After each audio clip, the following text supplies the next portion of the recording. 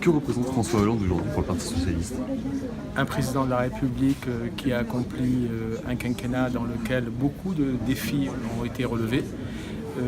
Un président de la République socialiste qui a mis en œuvre un programme socialiste et qui a une expérience du pouvoir à nous faire partager. Et quelqu'un qui peut être une source d'inspiration pour l'avenir. Justement, quel héritage il laisse pour le Parti socialiste?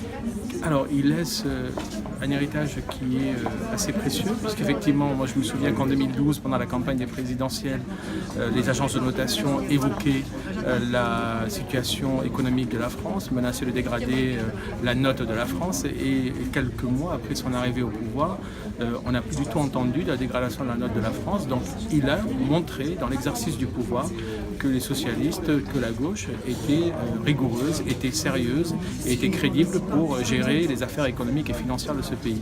Il a eu ensuite à gérer la situation du pays dans le domaine de la sécurité avec les attentats que nous avons connus.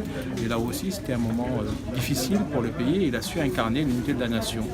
Et c'est quelqu'un qui a aussi incarné une forme de modernité, une forme d'engagement qui est historique, qui est identitaire pour le Parti socialiste en faveur de l'égalité des droits, des libertés publiques, des droits fondamentaux.